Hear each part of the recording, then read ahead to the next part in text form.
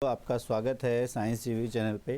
तो आज क्लास 9 का फूड प्रोडक्शन का पेपर है। इस वीडियो में हम कंप्लीट आंसर की देखेंगे। ये इवनिंग शिफ्ट का पेपर है क्लास 9 का, जो कि आज 11 फरवरी 2026 का ये पेपर है। तो इसका हम कंप्लीट डिटेल्ड सॉल्यूशन देखते हैं। सबसे पहले अगर देखें, सबसे पहले आपका जो क्वेश्चन है रोजगार कौशल से आधारित था और इसमें आपको 6 में से किन्हीं 4 का उत्तर देना है।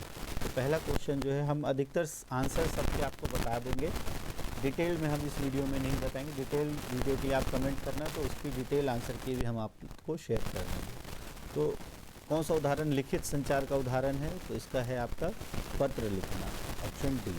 फिर है प्रिंट करने के लिए हम किस शॉर्टकट का इस्तेमाल करते हैं? तो इसका है ऑप्शन ए, कंट्रोल टी। फिर है ग्रीन स्किल्स मुख्य रूप से किस पर निर्भर करती है? तो वो जो पर्यावरण के प्रभाव है, उसको पर्यावरण प्रभाव को कम करने के लिए, ऑप्शन नंबर बी। फिर है हेल्दी स्नैक्स की कोई दुकान नहीं है तो घर पर बने हेल्दी स्नैक्स बेचने का फैसला किया, तो कौन सी उद्यमी विशेषता बताई? तो ये है आपका प्रॉब्लम सॉल्विंग यानी समस्या समाधान, ऑप्शन नंबर ए। फिर है जीपीएस का फुल फॉर्म क्या होता है? तो वो होता है global positioning system, GPS, option number ए। फिर है राहुल रोज़ पढ़ाई शुरू में देरी करता है, यह किस कमी को दर्शाता है? तो उसमें प्रेरणा यानी मोटिवेशन की कमी है, ऑप्शन नंबर ए। नेक्स्ट है, तो अगर हम देखें फिर उसके बाद इंग्लिश में, तो इसका है writing letters, control P. Next है on reducing environmental impact, problem solving and GPS का ग्लोबल पोजिशनिंग सिस्टम। आपको इनमें से कोई 4 करना था। अगर आपने ज़्यादा किए हैं तो फर्स्ट 4 ही चेक होंगे। फिर है निम्न में से कौन सा आतिथ्य उद्योग में से कौन सा क्षेत्र नहीं है? तो इसका हो जाएगा मैन्युफैक्चरिंग, ऑप्शन नंबर बी। फिर है यात्रा उद्योग की शुरुआत कब हुई? तो यात्रा उद्योग की शुरुआत हुई थी 19वीं सदी में, ठीक है। फिर है वॉक इन फ्रिज टेम्परेचर कितना होता है? तो वॉक इन फ्रिज टेम्परेचर होता है 4 डिग्री सेल्सियस। यदि एक छात्र रसोई में बिना सुरक्षा कपड़ों के काम कर रहा है तो सबसे बड़ा जोखिम क्या हो सकता है? तो वो हो सकता है कि जो खाना है वो असुरक्षित हो सकता है, ऑप्शन नंबर बी। फिर है कौन से उपकरण को हम प्रयोग करने से पहले गर्म करते हैं? तो उसको हम गर्म करते हैं ओवन को। दुनिया की रसोई का संस्थापक किसे माना जाता है? तो जो आधुनिक रसोई है उसका संस्थापक माना जाता है शेफ ऑगस्टे एस्कॉफियर, तो option number Escoffier, option number C, ठीक है। हिंदी में इंग्लिश में देख लेते हैं, थोड़ा सा वहाँ पे ब्लर थी इमेजेस। तो इसका मैन्युफैक्चरिंग, फिर 19th सेंचुरी, 4 डिग्री सेल्सियस, इसका है फूड में बिकम अनसेफ, और नेक्स्ट है ओवन, और उसके बाद है आपका शेफ ऑगस्टे एस्कॉफायर। नेक्स्ट है आपका, इनमें से भी 5 उत्तर देना है। दाल और अनाज में कीट लगने से बचाने के लिए कौन सा उपाय सबसे प्रभावी माना जाता है? तो वो है आपका सूखे, साफ और बंद कंटेनर में रखना। किस पद पर तकनीकी कौशल सबसे अधिक आवश्यक है?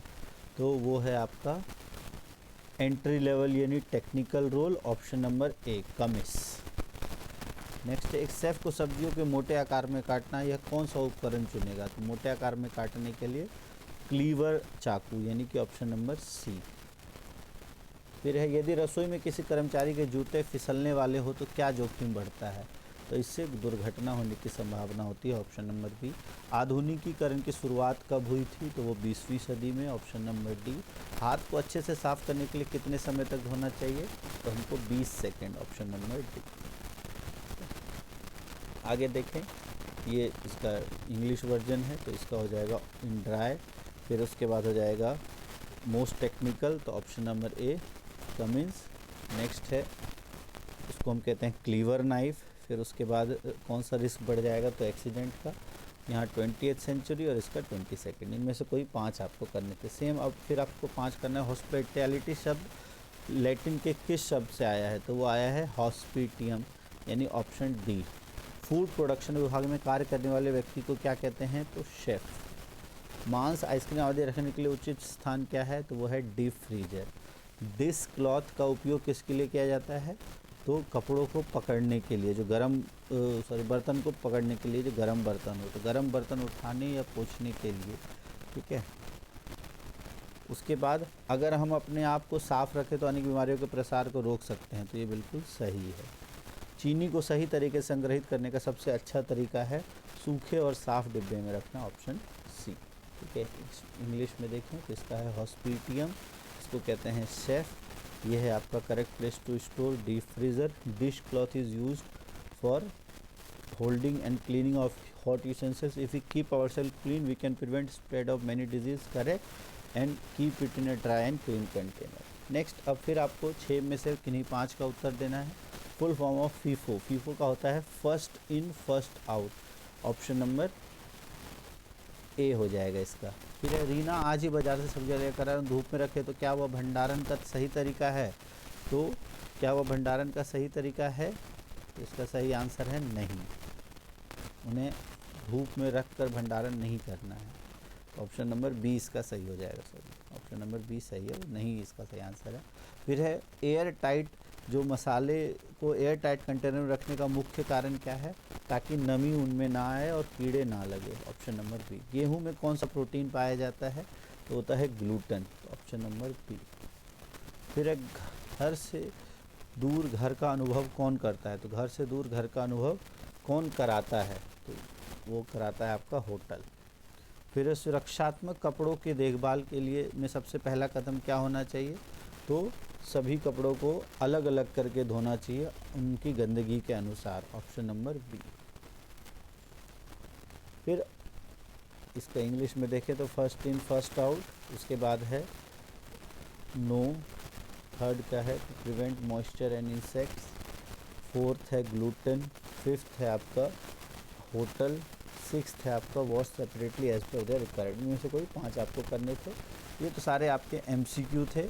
उसके बाद आपके सब्जेक्टिव क्वेश्चन थे कि संचार कौशल क्या है, तो और तनाव को कम करने को इधर जो 2 तरीके, CPU आपका कंप्रेस सेंट्रल प्रोसेसिंग यूनिट से रिलेटेड, RAM का एक नया व्यवसाय शुरू करने वाले क्या क्या गुण होने चाहिए, हरित कौशल का अर्थ क्या है। तो ये सब इजीली आप इसमें डिटेल में आंसर अगर आपको चाहिए तो इसका कमेंट बॉक्स में लिखना, हम डिटेल्ड आंसर की भी इसकी आपको प्रोवाइड करा देंगे। और आप अभी तक जो MCQs हमने देखे उसमें आप कमेंट करना कितने आपके सही हुए हैं और आपका पेपर कैसा गया है।